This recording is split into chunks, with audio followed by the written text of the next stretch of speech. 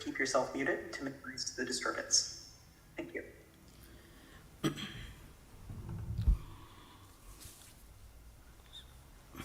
Thank you, Naman.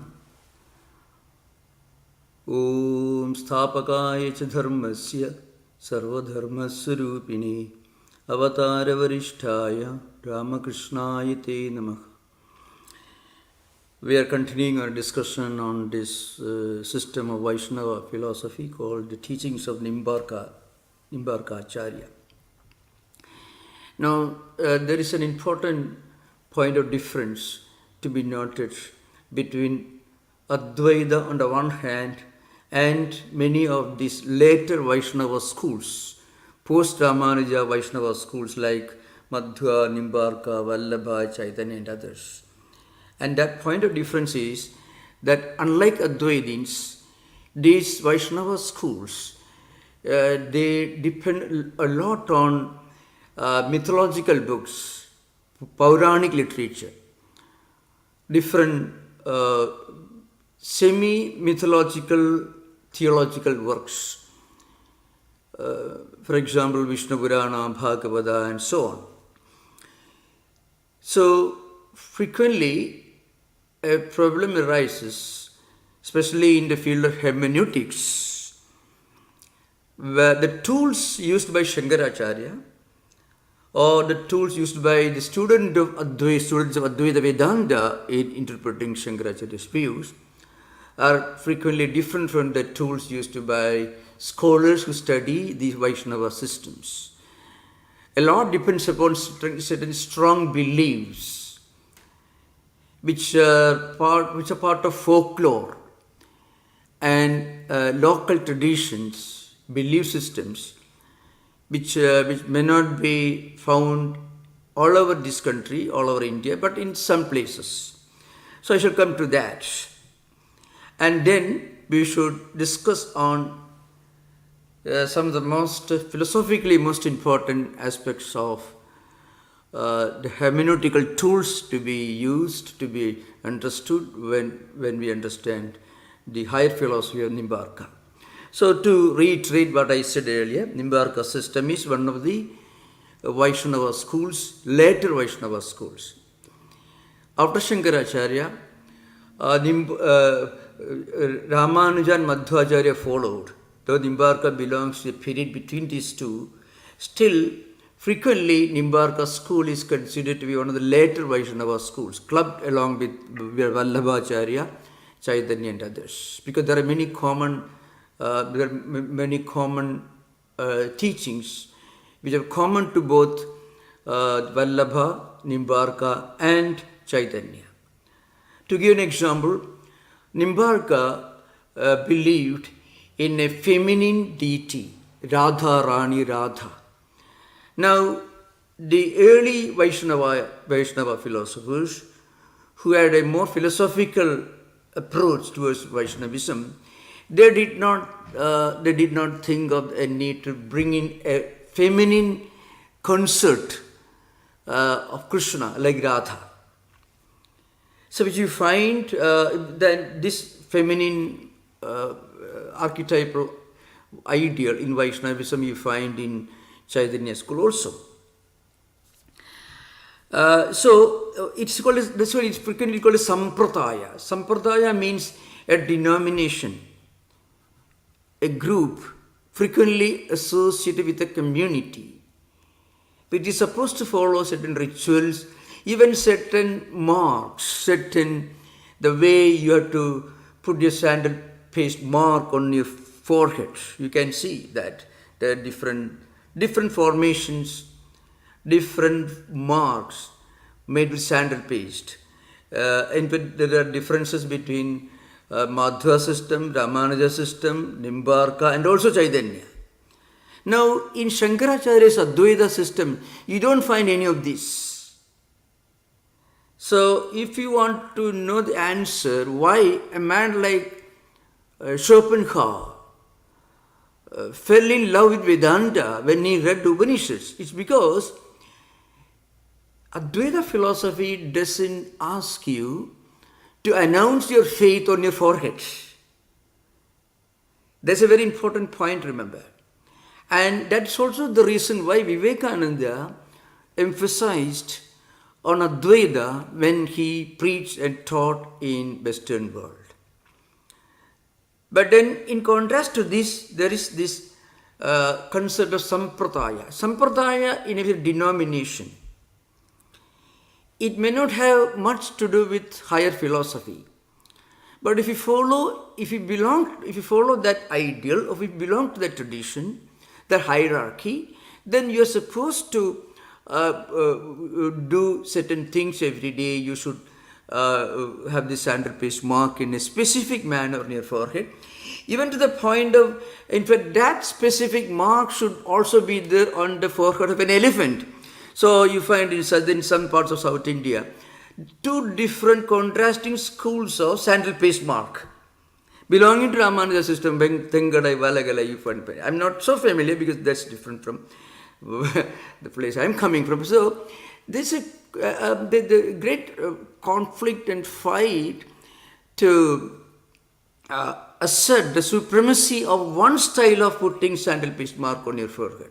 Not only on the forehead of human beings, but even on the elephant, for example. Elephants are used for procession in temple festivals, you find. So I'm coming to that. So it's called a Sampradaya. Sampradaya is more like, I would say, it's something like the Catholic Church, so to speak. You're asked to take for granted certain belief systems without asking any question. And you are asked to consider that's the only way to belong to that tradition. Now, these are certain special aspects of the Vaishnavite schools of philosophy. So, in this aspect, for example, if you read the traditional writings on Nimbarka Acharya, you find, for example, Nimbarka himself is a continuation of a lofty lineage, beginning with God himself, with Sanaga, Sanat Kumara, Sanatana, etc. And of course coming up to Nimbarka. And again in between the great Vedic sage Narada is brought in, and Narada is introduced as somebody who revived this Vaishnava system. And again Nimbarka brought in this worship of Radha Krishna, and also focusing on one specific region because of his historical association with Lord Krishna, and considering that place as a special place where God is always present. So this localization of the divine, it is totally absent in Advaita Vedanta. If you remember one important quotation, I'm not quoting exact words, you find in the San Francisco Vedanta Society's website. We used to have it. Swami Vivekananda is talking about if you sit in the middle of the Market Street. So Market Street in 1900, maybe not as crowded as today, but it was sufficiently crowded with all horse carriages moving around. Swami Vivekananda says, standing right in the middle of Market Street, if you can keep your mind calm and quiet and focused on the divine, that is the real sign of spiritual experience. Now you can say, I don't think Ramanujacharya, Madhva, Nimbarka would have said that. Nimbarka would say that if you live in Vrindavan, you can have a divine presence of God. It is absolutely right, nothing wrong in it, but Advaita goes beyond that. Advaita does not reject this view. Advaita includes within itself both Nimbarka, Vallabha, Chaitanya, Ramanuja, Madhva, and anybody else for that matter. But Advaita emphasizes the point that the highest spiritual realization is when you're able to see the presence of the divine everywhere, in everything, and in everyone. So this is an important point. Another important point, in modern times there are many controversies. Many of the modern scholars try or they enjoy fighting with the traditional scholars, not often with much success, of course. According to some of the traditional modern scholars, the only authentic work written by Nimbarka was this Vedanta Parijata Saurabha. But as I mentioned earlier, there are quite a few other books which also can be considered to be authentic. Prapanna Kalpavalli, then Mantra Rahasya Shodashi, and there are Dashasloki, it is called Vedanta Kamadhenu, or called Siddhartha, the well-known book which contains only just 10 verses, which includes the essence of Nimbarka's philosophy. Now, it's called Dashasloki or Siddhanta Ratna, it is called.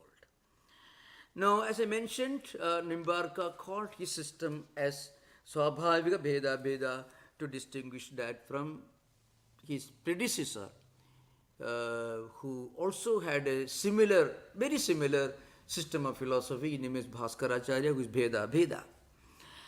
Now, one important point to remember about Nimbarka is he almost copied some of the teachings of Ramanujacharya, especially Ramanuja's concept of prapatti, sharanagati, or complete self-surrender. So, whether Prapatti Chindamani or Prapanna Kalpavalli, you find, or elsewhere, whenever he deals with devotion, Nimbarka practically repeats what Ramanuja already taught. This has raised some controversies among scholars that Nimbarka lived before Ramanuja and he was influenced by Nimbarka, and also the other way around, that Nimbarka lived after Ramanuja, who was highly influenced by Ramanuja's philosophy. Again, it's almost similar, almost identical. Anugulyasya sankalpaka pradigulyasya varjanam rakshasya vishwasa goptuktavarnadha atmanikshepaka shadvidha sharanagati, which I explained in great detail when we are discussing Ramanuja's philosophy. It's a distinct philosophical system where bhakti, the highest devotion, is defined as one's complete self-surrender to God, God's will, and then establishing a relationship with God. Either you can look upon God as your friend, you may be your master, or maybe your benefactor, or maybe your Ishtadevata deity, whatever may be, you can look upon God as somebody who is very close to you, establishing an intimate relationship, very similar to human relationships with God. This is an important contribution of Nimbarka. He emphasized this point. Now, of course, though there are similarities among Ramanuja's and Nimbarka philosophers, Nimbarka's followers, there are also differences. For example, I mentioned earlier, Ramanuja does not talk about Radha, but Nimbarka system includes, as is one of the most important doctrines, this concept of the divine archetype, divine consort of Krishna, and which this Radha is attended by thousands of gopis in Vrindavan. You can find his influence directly on Chaitanya's school. There is one difference is that Nimbarka did not believe in collective processions and chanting the mantra, Maha Mantra, which is a distinct contribution of Chaitanya's system. Ramanuja, as we mentioned, also taught a system of philosophy which had elements of difference and also non-difference. That's called Chit Achit Visishta Advaita. It is Advaita, but conditioned by or modified by Chit Achit, the supreme reality, Brahman, which manifests, which evolves, which manifests as this world and also different living beings living in this world. But in Ramanuja system, the difference is subordinate to non-difference. The importance is given to Advaita element, but Advaita is conditioned by this by the inclusion of Jiva, living beings, and Jagat within that Advaitic Brahman. But the primary importance is given to the non-difference aspect. So it's called Amsha Amshi. Everything in this world is part, and Brahman or God is the whole. That's the Ramanuja system. But Nimbarka, on the other hand, he gives equal importance to both Bheda and Abheda, difference and also non-difference. He says difference is true, non-difference also is true. But in Ramanuja system, both are true, but non-difference is supreme. On the other hand, Madhvacharya says non-difference is totally absent. It totally negates and rejects non-difference. Everything in this world and everyone in this world is different from everyone else, everything else, and also from God. Panchabheda Siddhanta, which we discussed very, very elaborately in the earlier sessions. If you have got any doubt, you can ask for clarification during interaction. So, when we try to understand the metaphysical structure of Advaita and other systems of philosophy, it's always better to keep in mind this concept of difference and non-difference. Ramanuja accepts difference and also non-difference. It is called Visishtaikyam. There is Advaita, but it is Visishta. Chit Achit Visishta Advaita. Madhvacharya, just the opposite of Advaita. He says the difference is eternal, permanent, and there cannot be any kind of non-difference. There cannot be any kind of identity. Madhvacharya. Nimbarka comes here and says that both are equally true. So, this is one important point, remember. Now, we will come to that later. There is this concept of Parinamavada in Indian philosophical systems, not only among Vedantis but also among non-Vedantis. Nimbarka believe that Brahman is real, different jivas are real, and also all the living objects are real. Chit, Achit, and also Brahman, all are equally real. And he said that all these different objects are evolutes of Brahman. They evolve from Brahman. It's called Parinama. When you talk about evolution, you're talking about real change, complete change. For example, the oil that comes out of seed, totally different. But a golden necklace that comes out of gold, well, obviously when you melt this necklace, it goes back to gold. So, also we talk about there's a pot made of clay, you break it, it goes back to clay.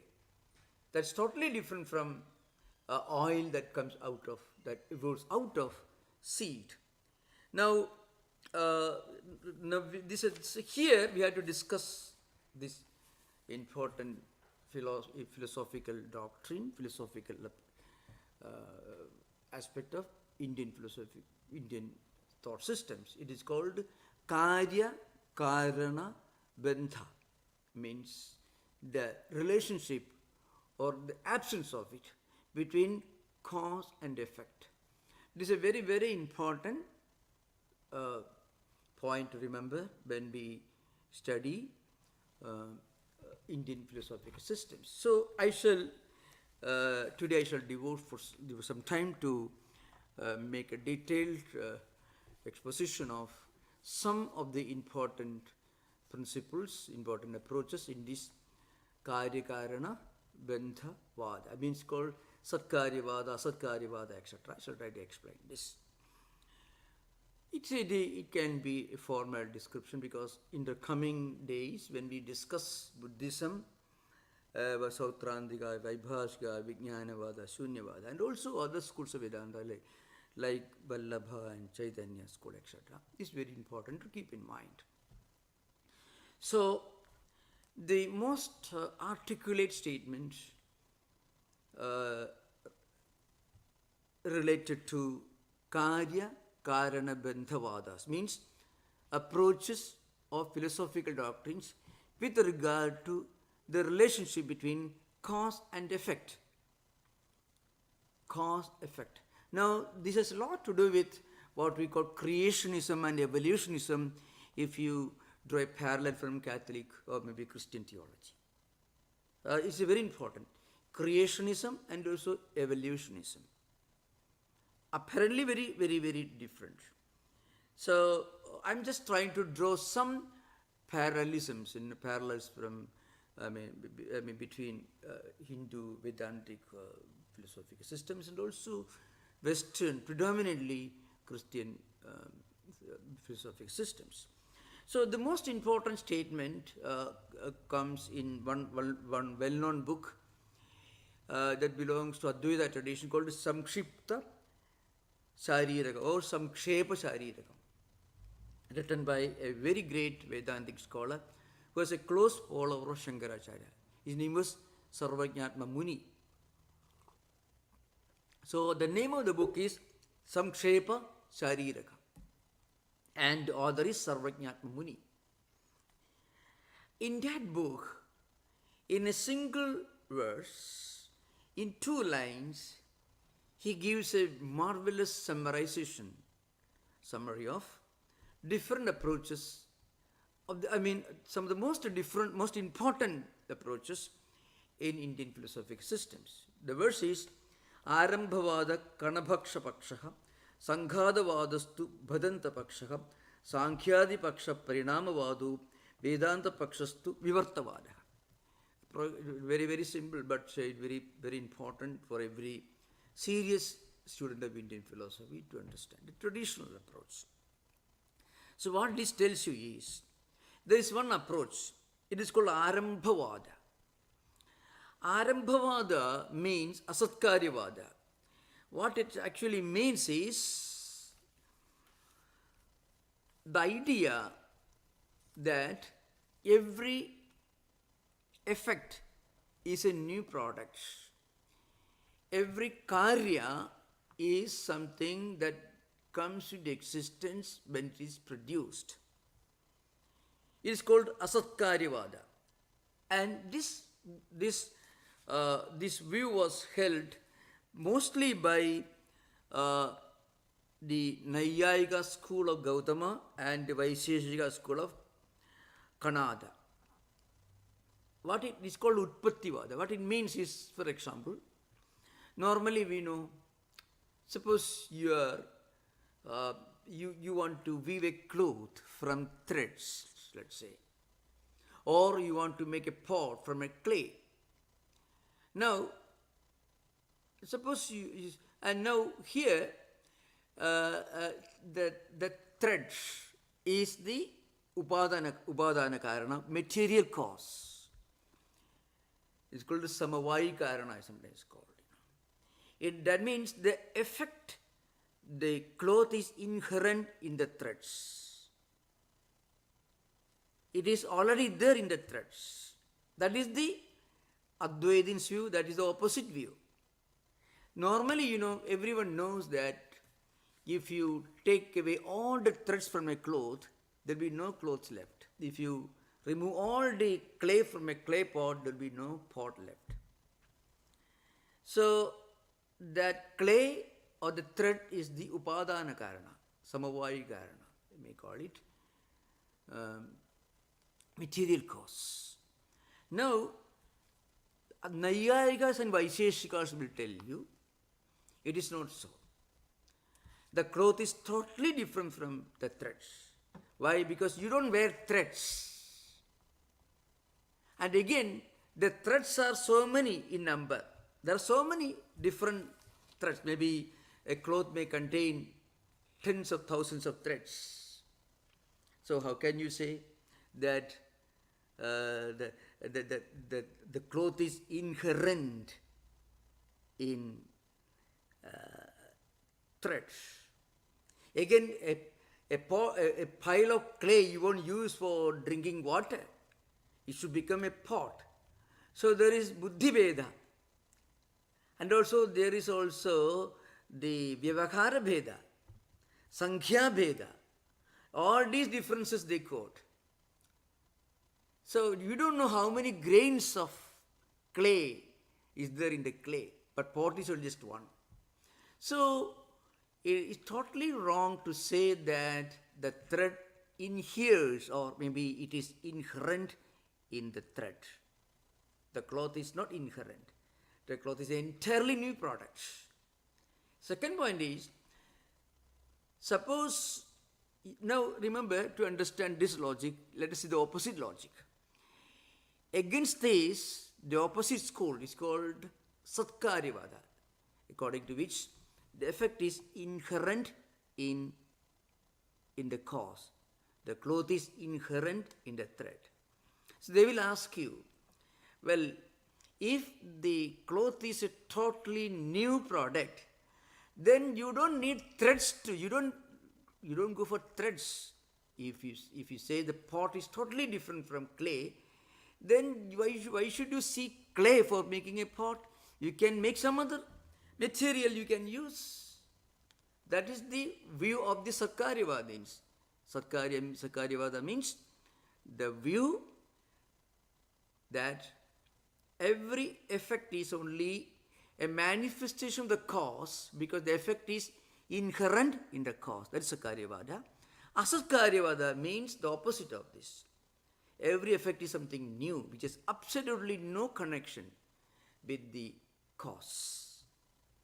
So there are different views in this matter. So the Sakaryavadins have got one important statement. This is Asat akaranat upadana grahanat sarva sambhava bhava shaktasya shakya karanat karana bhava cha satkaryam.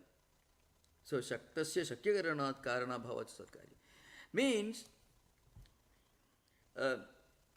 if the effect was absent in the cause, as the Asatkaryavadins, that is Naiyayikas and Vaisheshikas say, that every effect is something new. If that were true, then why should you go in search of threads to weave a cloth? You could have used a piece of mud to get a cloth. You don't do that. The cloth is inherent only in the thread. That's why you use thread for making a cloth.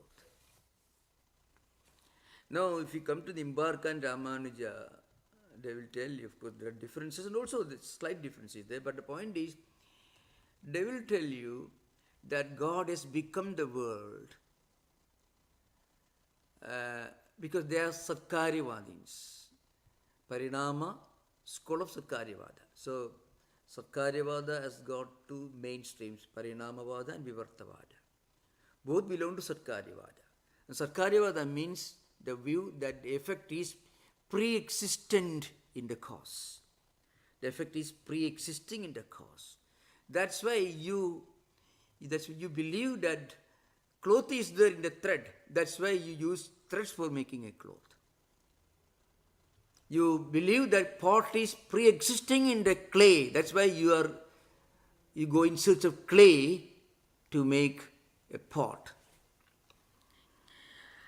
Now, against this, the opposite school will tell you, well, if the effect is pre-existing in cause, then why should you bring in this efficient cause?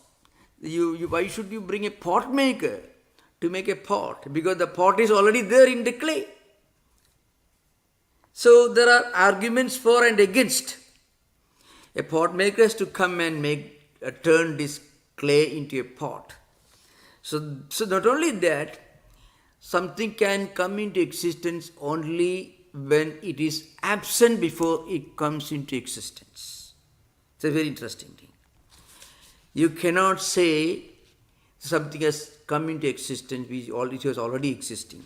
If it is already existing, then why should you work for making a pot? A pot is already there, then there is no need to.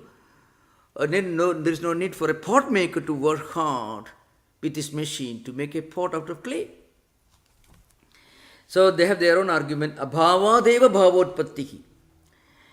And they use a double negative, na anupamruddhya pradubhavat. Without destroying the previous entity, you cannot get an effect. Without destroying the cause, or without completely changing the cause, without bringing complete transformation, without destroying the cause, you cannot have any effect. If there is clay in the clay pot, you won't use it for the purpose you have to store water. So all the clay should go away. The only clay pot comes into existence. This is the view of the Utpattivadins, Naiyayikas, Vaisheshikas, called Asarkaryavadins. So now the question arises, how do you relate this to God and this world? Now, in this case, you can say, of course, if you read the Genesis, I don't want to go into that because maybe out of question, but if you read the Genesis, you find justification for both these views. Because God created this world. If He creates this world, means the world did not exist before He created it. In His absence, there can be this world. Again, but then here God breathed His soul into the nostrils of man, The famous painting, where the old man representing God who stretches out his finger, transmitting the soul. So that means there is a connection between the cause and effect. The effect cannot be totally unrelated to the cause. So I'm not going to that. This is a different subject. So the point is, according to Ramanuja, Madhva, Nimbarka and others, the cause and effect are very important and their understanding. Now, according to the popular view, Arambhavada is Asatkaryavada. The view, that's the first one that we refer to, Arambhavada, Kanabhaksha. Arambhavada means Utpattivada, the idea that every effect is a new creation, totally unrelated to its cause. Because if it existed earlier, then there is no need to produce it. But according to the opposite school, Satkaryavadins, they believe that if it did not exist earlier, then you cannot produce it. What I mean is, the possibility of a pot pre-exists in the clay. The possibility, the potential for a cloth pre-exists in the thread. That's why you use threads to produce cloth. Sanghadavadastu bhadanta paksha. Sanghadavada is used by Buddhists. So, Arambhavada is the view of Naiyayikas and Vaisheshikas. Sanghadavada is the view of Buddhists. Because they believe that in reality nothing exists. But somehow these threads come together and they become this cloth. But that also is essentially impermanent. In contrast to this, there is the view of Nimbarka, Ramanuja and Sankhyas, who believe in Parinamavada, or the school of real transformation, real change. According to Sankhya school, the world is nothing but Prakriti Parinama. According to them, there are two fundamental categories. One is Purusha, the effulgent one, and Prakriti, the non-effulgent. The entire world, our senses, our mind, our intellect, sense objects, all these are 23 evolutes, are different transformations of the same Prakriti. It's called Prakriti Parinamavada. Ramanuja and Nimbarka and Madhva, and also in Chaitanya school, they believe in this Brahma Parinamavada. Brahma here means Ishvara, their idea of God. The God, out of Him, creates His world. So he is a creator, but it is also the source of this evolution. The entire world, everything evolutes. There are also minor differences which I don't want to we'll discuss when we discuss by the Chaitanya school. So, according to Sankhya, they believe Prakriti Parinama. According to Nimbarka, they believed in the Parinama of Brahman. Brahman, according to Nimbarka, Ramanuja, for them, Brahman corresponds to the highest reality, who is a anthropomorphic, all-knowing, omniscient, creator God. Advaitins, on the other hand, they believe in a kind of Satkaryavada. They believe in Vivarta. Vivarta here means transformation, but it is not real transformation, it is only apparent transformation. They believe that this world is in a way Brahma Vivarta. So this term is used in Advaita discussions. This world is nothing but it comes from Brahman. But in that case, you may imagine the Brahman is the source of this world. True, but then this creation itself is actually not real. Just like you mistake a rope for a snake, you can say the snake idea, the wrong notion of snake will not occur in our mind if there was no rope. True. But the rope actually has not become the snake. We think before we bring light, we somehow imagine there is a snake, and the snake idea itself is actually it's dependent upon the rope that is lying there. And also there is another approach in Advaita, that is, it is avidya vivarta. Because of avidya only, we believe this Brahman has become this world. So these are different views of Nimbarka, Vallabha, Chaitanya, Shankara, Ramanuja and Madhva. I mean, I'm going to explain again once more. First of all, the connection, the relationship or the absence of relationship between God and human beings and this world is explained like this. Is Karya Karana Sambandhavada. Means, Vada here means school of thought or maybe an approach, a philosophical approach to this phenomenon. How do we explain this? We can say that the world is nothing but an evolute of God. It coming out of God, that's one way.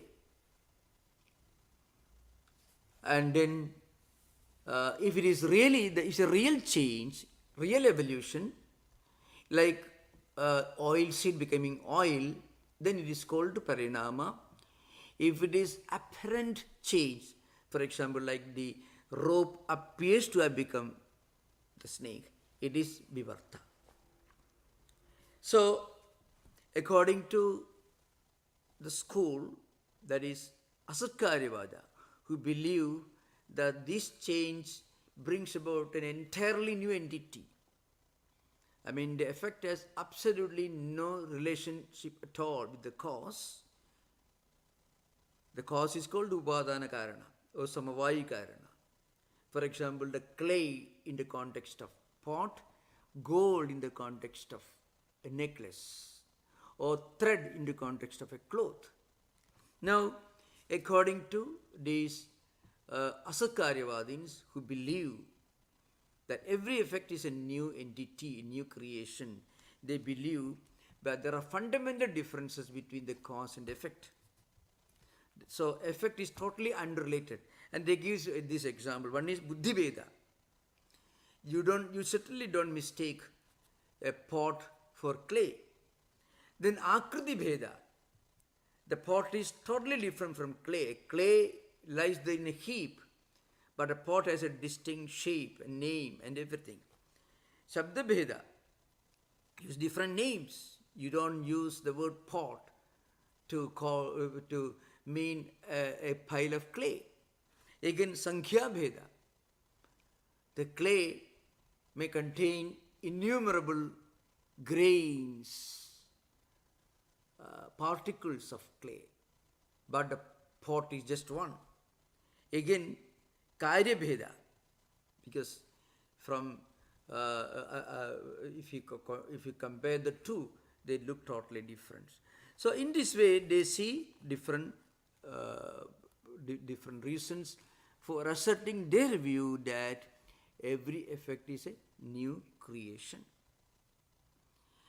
And as I mentioned earlier, the view that every effect is a new creation is called Asakaryavada. Literally it means the karya, the effect, is not pre-existing in karana, in the cause. That is asakarya.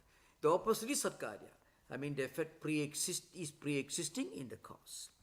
So the view of Utpattivada or the view Asakaryavada, mean every effect is new creation. That view is held by Naiyayikas and Vaisheshikas. It's called Utpattivada sometimes, and have their own ideas. And based on this, they form their philosophic systems. So when we go through different schools of Vedanta, we'll find that Ramanuja, Madhva, Nimbarka, Vallabha and Chaitanya, more or less, they believe in one specific school of Sakaryavada called Parinamavada, Brahma Parinamavada.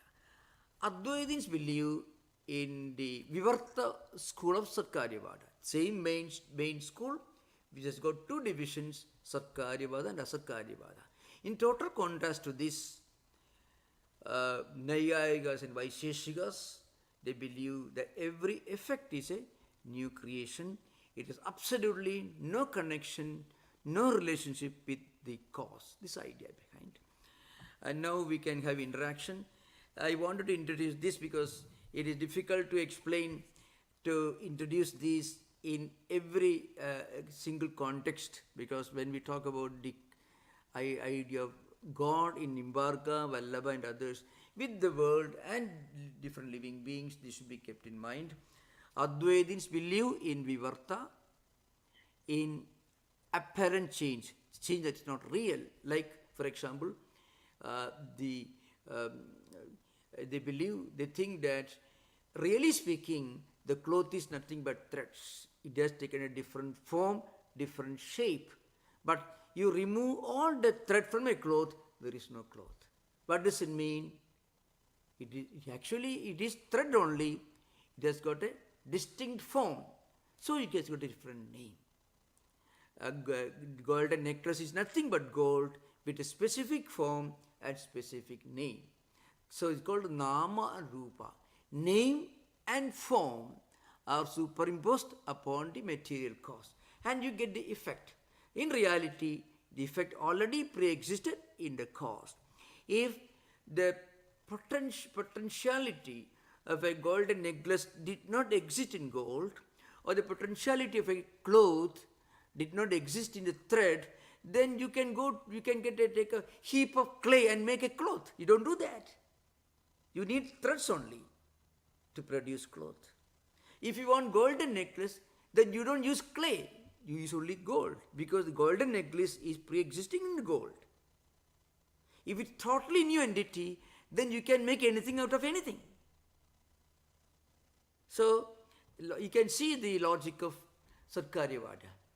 I think modern science, because I am not a scientist myself, but I think best of my understanding, modern science more or less supports the view of Satkaryavada. Means without the effect pre-existing in cause, that effect cannot manifest. That's an important thing. So thank you. Now we will come to the interaction. You can ask questions. I don't want to take a new subject after this. We can focus on this. A bit subtle, but it's worth knowing. There are also other views called Khyadivadas are there. Different views with regard to what is right knowledge, what is wrong knowledge. That's also a very huge subject. Atmakhyadi, Rasakhyadi, Akhyadi, like that. So different, which we'll discuss later. You are most welcome with questions. Thank you. Thank you, Maharaj. Very intriguing, and I have questions. I'll yield to the first. The first questioner is Shri Ram. Please unmute yourself and go ahead. Go ahead. Yeah. Thank you, Sri Ram. Yeah. Which school of Vaishnavism does the Guruvayur temple subscribe to, sir? Guruvayur temple technically, for those who don't not familiar, so it is one of the most important Vishnu Krishna temples in India. Very ancient.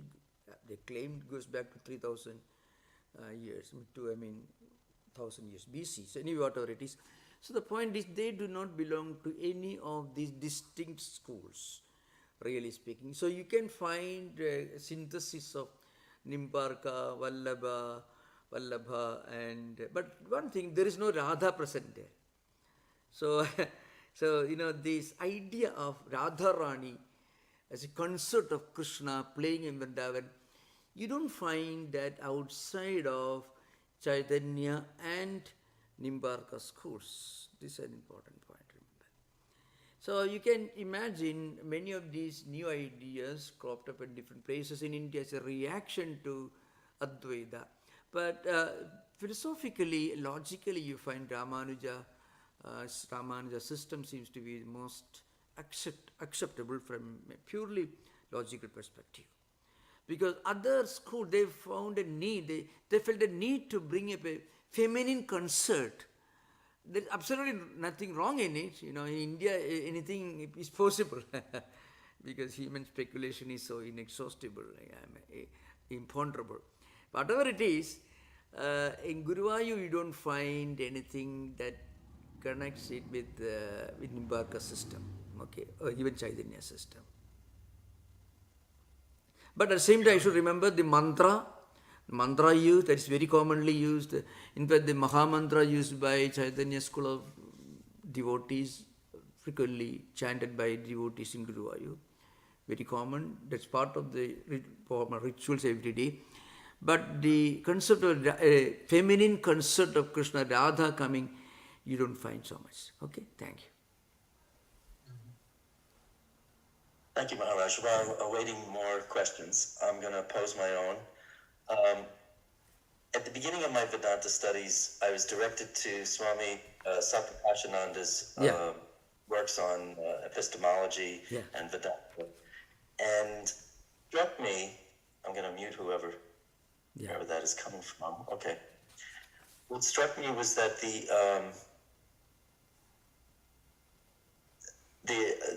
Advaita Vedanta's search for the transcendental divine was a leap beyond looking for the divine manifestation in this physical world. And it makes a lot of sense. Where do we find this divine source? Is it, and then do we find it here? Do we find it inherent in the material? Do we sense that it's feminine as well? Do we infer that it's this or that? And it does seem that without making the leap towards the idealistic philosophies, that the search would be inevitable. Yeah. No. Yeah. The land is what I'm saying. So the consequence of that, as I see it, are all these. You put it, the artistic representation. You didn't really get into it, but the sound is slightly disturbed. Sound. Can you repeat? I'll stop then. That's happened before. I'm not sure what's going on. Yeah. Please continue. Please continue, Bobby. Please. I was just going to conclude by saying that it makes sense that artists in trying to depict divine presence would have anthropomorphic representations. Yeah. Are perfectly acceptable in Vedanta, Advaita Vedanta. Absolutely. Totally. But Advaita also tells you to go, there is a way to go beyond even that.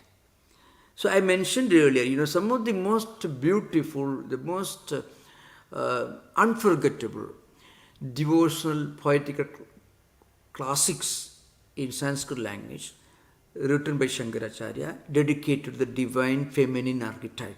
Saundarya Lahari, Ananda Lahari, even what we played yesterday, one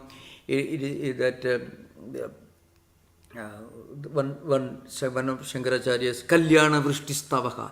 Yesterday we played we played in our temple, absolutely marvelous.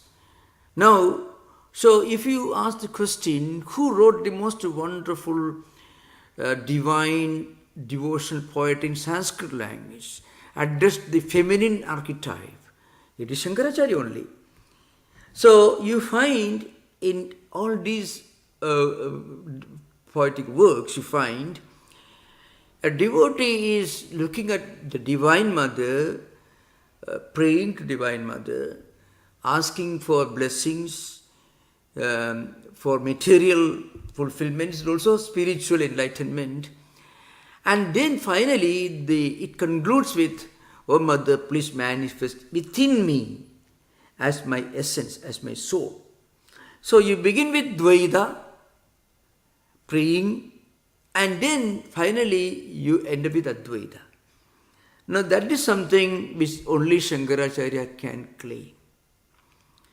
So the point is, if we go to Nimbarka, why it's very important, remember, Nimbarka was a wonderful devotee of God, great sage and saint. I'm only comparing, So Nimbarka, for example, imagining that Lord Krishna is still present in Vrindavan, he's playing with his, Krishna was a little child, small little child, playing with his friends, small little children like himself, like cowherds. You find this depicted in Bhagavata Purana elsewhere. Now, in Bhagavata Purana itself talks about Lord Krishna as the transcendental, supreme divine reality, divine principle. Yanta pravisya mama vacham imam, you are present in my own heart and revitalizes my energy, my mind, my senses. All that you find a prayer. So, Bhagavata Purana itself contains this highly Advaitic interpretation of the anthropomorphic. But Nimbarka stops with anthropomorphic. Means his transcendental is only an anthropomorphic and also present in a specific place where he is present is something.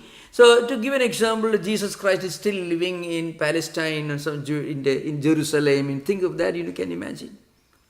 Now remember, the place has its holiness, sanctity. Lord Krishna lived in Vrindavan, Christ lived in Jerusalem. There is a sanctity and sacredness, absolutely no doubt.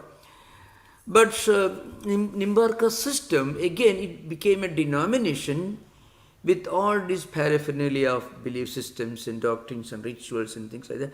Again, it's not a limitation. Absolutely, it's certainly great. There is a great spiritual meaning to it. What I meant to say was Advaita even goes beyond that. That's the only thing. Advaita doesn't reject this, but it transcends all this. So that's why, to understand different systems of philosophy, you have to keep Advaita background. That's why we discussed, we gave almost 47 sessions on Advaita, then Ramanuja Mantha, etc. So we can see. So the point is, Shankaracharya wrote the most marvelous devotional poem on Nimbarka's Krishna. Remember, Nimbarka was a great devotee of Krishna, but Shankaracharya wrote such marvelous poetical works on Nimbarka's Krishna. Remember. So just imagine that Ramanuja was a great devotee of God, but the same Shankaracharya wrote wonderful devotional poems on the same deity. So that is the universality of Advaita. All this accommodated, accepted, and respected, and just still going beyond all this. Unless you go beyond all this, you cannot accept all of them. If you accept one of them, then you have to reject everything else. But if you go beyond all this, then you can accept all of them. That's the point. Yes, Maharaj. I think I understand the consequences of that, is what you just said. I find, before moving on, I'll just say what I said last week. My reaction is that it's incredibly generous and inclusive as a philosophical approach. Yeah. Appreciate that. Yeah. Thank you. Thank you, Maharaj. Shay, you're next. Thank you. Yeah. Namaskar, Maharaj. Namaste. Thank you for the wonderful Durga Puja yesterday. Yeah, thank you. My question, so all these schools have different views on causation, Satkaryavada, Vivartavada. Do these schools also have a different view on Anumana, inference? And I ask because, so there's this philosopher David Hume, British philosopher David Hume, and he had these critiques about causation and also about inference. He's like, if you watch things, you can never really know cause and effect, and so you can never really infer anything. So I'm wondering if these ideas on the different causation is also related to Anumana, or if Anumana is a little bit different. Yeah, in Indian epistemology, if we stretch it to the farthest level, there are 10 different approaches in Indian epistemology. Pratyaksha, Anumana, Upamana, Shabda, Arthavati, Anubalabdhi, Sambhava, Aitihya, Cheshta, Parisesha, what is left over? 10. Of these, 6 of them are considered to be authentic. And the most commonly accepted approaches are direct perception, the pratyaksha, anumana, inference, comparison, then verbal testimony, presumption, and negation. 6. Of these, you are coming to your own view. Anumana is built upon pratyaksha. I mean, inference has no existence without a direct background of a direct perception. Your inference is based upon what you are already experienced. There cannot be any kind of inference in a vacuum. So, if you see the classical example that is in Aristotle, see, for you are seeing you are seeing smoke coming from the top of a mountain. You infer the possibility of fire being there. That's because you are seeing association of smoke and fire in your kitchen, in a forest somewhere else, or sometime in the past. You may have read about it. So direct perception, according to the advanced Nayayikas, Pratyaksha Pramana, direct perception goes beyond sensory perception. When you read from a book and then when you analyze a reality in your own life, it is as good as pratyaksha. So inference is built upon pratyaksha. I think the problem with epistemology in Western tradition is they condensed everything into direct perception and inference. So this is an important point to remember. Remember, the moment you bring verbal testimony, they'll brand you as you're a theologian. Strictly speaking, a man like Bertrand Russell did not acknowledge that Meister Eckhart was a philosopher, the greatest name in Christian philosophical tradition. I mean, next only to Augustine and Aquinas, maybe. Now remember, so in Western tradition, it doesn't, what you call philosophy proper, they use the word. In philosophy proper, you don't go beyond direct perception and inference. But in Indian tradition, on the one hand, there is a stretching up to 10, or at least 10, at least 6 are accepted to be very important, not by all. Buddha, the Buddhists accept only two. They accept only direct perception and inference. The Indian materialists accept only one, direct perception, Charvakas. So the mainstream Buddha philosophers, they don't believe in revealed scriptures in Vedas. So they don't believe in verbal testimony. They believe only in direct perception and inference. And the Mimamsakas, the Prabhagaras believe only in five. They leave out negation. Pratyaksha, Anumana, Upana, Sabda, Arthavati. That's only two. So, among Indian philosophers, all of them don't accept the same number of tools of knowledge. To compare Western interpretations of inference will be a bit problematic, because first of all you have to come to common agreement as to what you mean by inference. A lot of what you call presumption, arthabati in Indian logic will be included in inference in Western culture. Arthavati means suppose you are growing fatter and fatter every day, and you say you are not eating food during daytime. So through inference in Western tradition, somebody else infer that you are eating at night. That's a point. This is called arthavati in Indian tradition, but actually part of inference in Western tradition. So you can imagine that. So all these problems are there, strictly speaking. Okay. That's helpful. I think part of my question, was whether Anumana really means the same thing. And you're kind of saying it's not exactly the same not thing. Not it's exactly. Like a slightly different. Cannot be the same. That's true. That's true. Yeah.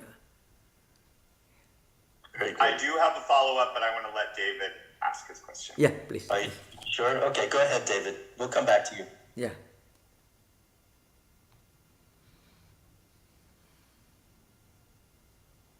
Hello, Swami. Yeah. Mike, I had a couple thoughts, a couple questions. One is, we usually hear the example of the snake and the rope that you brought up today. Yeah. As somebody sees a rope but mistakes it for a snake. But it seems to me, and somebody was mentioning that Shankara actually said it's their opposite, that the world, we see it as a rope when it's actually a snake. So we go after our desires thinking they're ropes, but they're actually a venomous, poisonous, terrible snake. So that seems like, flipping the example seems more appropriate to what Shankar was saying. As we mistake the world, we see it as harmless like a rope, but it's actually a venomous snake. Is that Yeah. That is mentioned in the context. If you think all the worldly enjoyments, what the world offers to you, sensory objects, enjoyments, all those things. If you take them to be the supreme goal of human life, then it is Vishayam Vishavatyacha. So Vishaya means all the objects of enjoyment. Vishavat means like poison, give up. In the Vivekachudamani says. So leave this world, give up this world, renounce this world, thinking that it is poison. That context is totally different. It is not a philosophical context. The context is from the standpoint of a spiritual seeker who is entrapped, who is deluded into thinking that life is meant for enjoyment. The goal of human life is to enjoy this world, all these worldly things, whatever the senses can offer. That is the only goal of human existence. To such a person, Shankaracharya says, this world is poison. But then, from a philosophical point of view, coming back to the old example, the analogy. So, really speaking, here, when you correct your first impression, the first impression was that it's a snake. When you bring light, you understand it's not a snake but a rope. Actually, what you mistook to be the snake is now recognized to be what it is, a rope. So, at the philosophical level, when a spiritual seeker is practicing spiritual disciplines, he should first of all convince himself what this world offers, this transient, this momentary enjoyments, all the temptations, all they constitute a huge toxic poison. So that should be your approach. This is used as a tool that will help us to practice detachment from worldly enjoyments. Higher wisdom, this idea behind.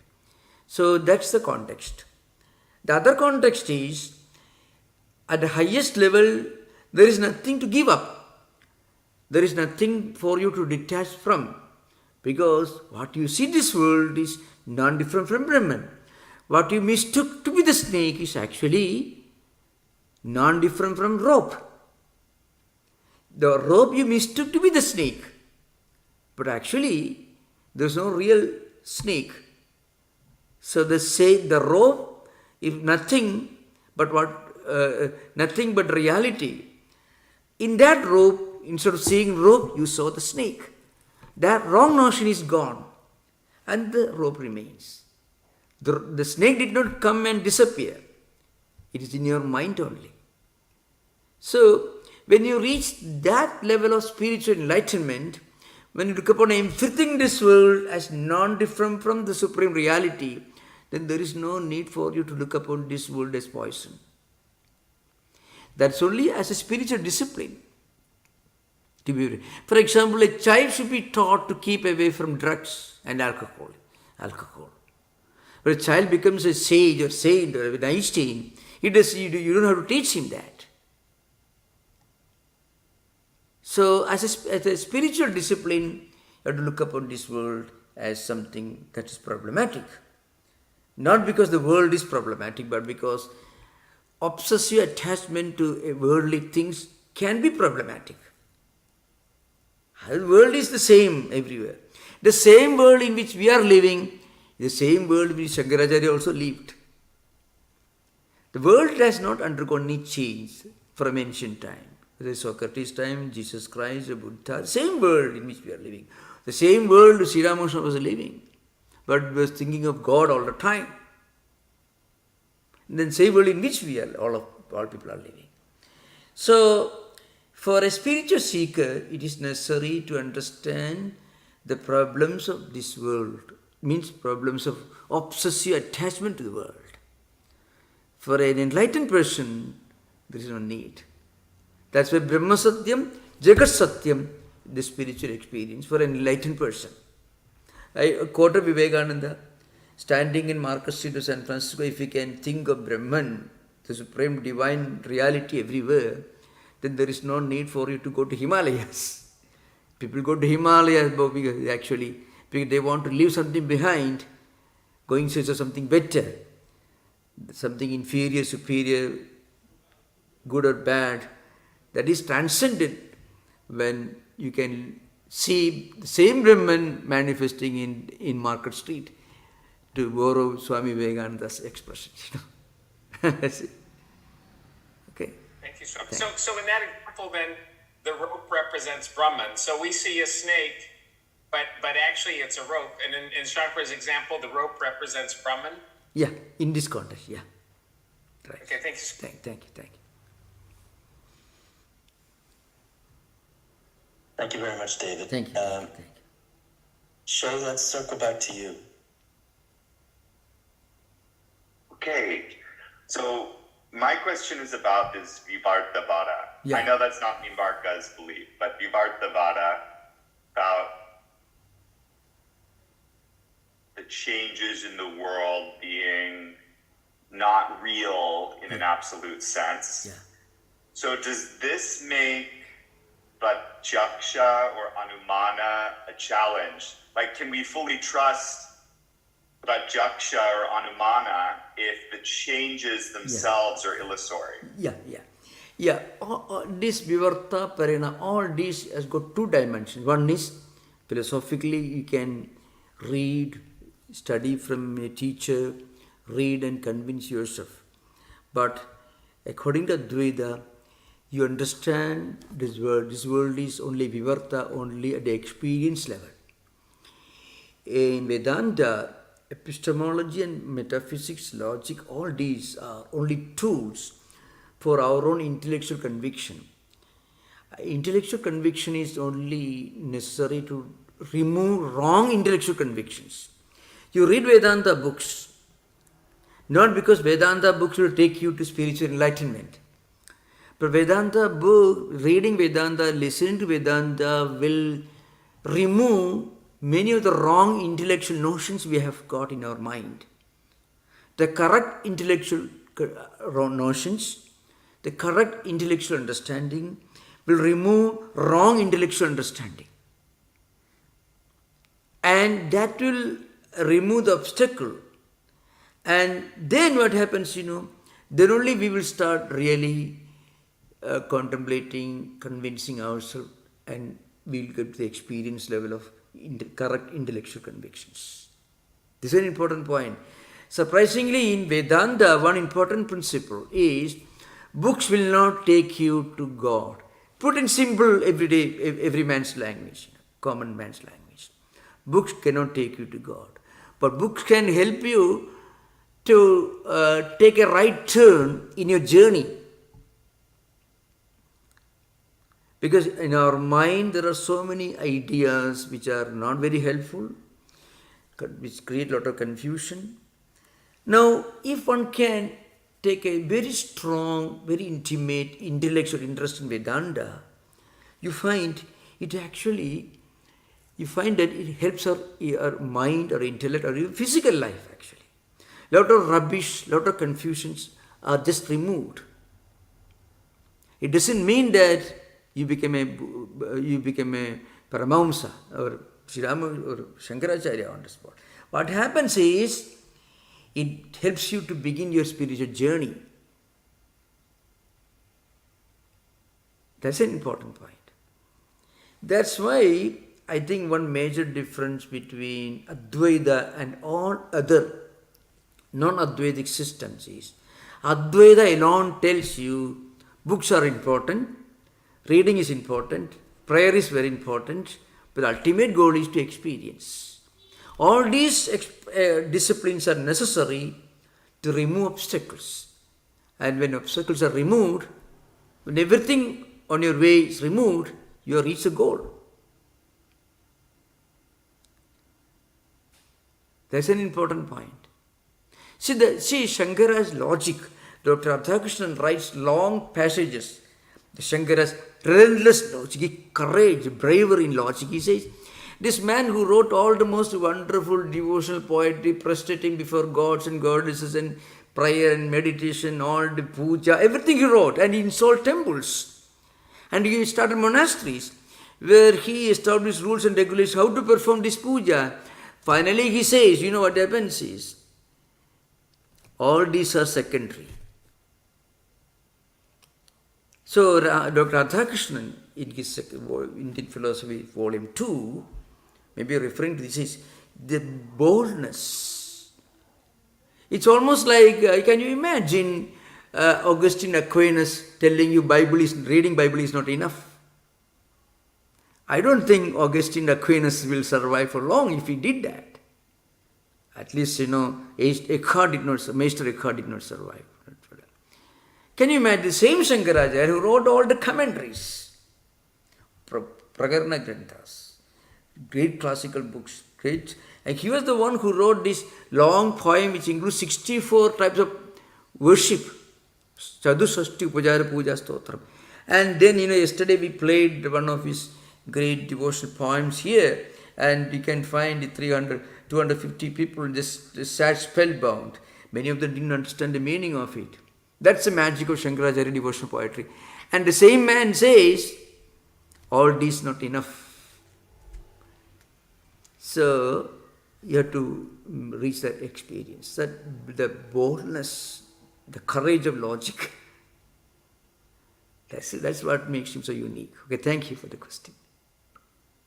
Well, Mundaka, this is Mundaku Upanishad, right, says this exactly what you said. Like it's even the Upanishad itself says, Yeah.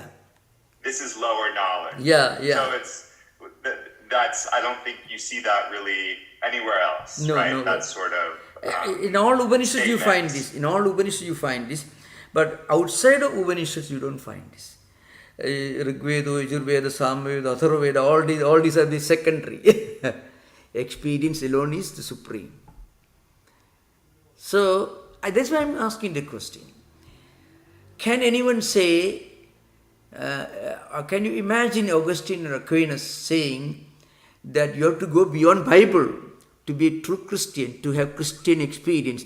Christian experience is very much a subject in the discussions, I think, in the City of God, Augustine's City of God, that higher. And also you find in St. Teresa of Avila's autobiography writing, Christian experience. So, but can anyone say it's not enough to read Bible to have Christian experience, So that's the boldness of Shankara in his books. Okay, thank you for the question. Yeah. Okay. Yeah. Amen. Yeah. Maharaj, there are no questions. Yeah. Thank you everyone. Thank you everyone for the wonderful discussion. We'll continue next time. Okay, thank you. Om Shanti Shanti Shanti Harihi Om Tat Sat Sri Ramakrishna Arpanamastu. Thank you, Swami. Thank you everyone. Thank you. Yeah. Thank you.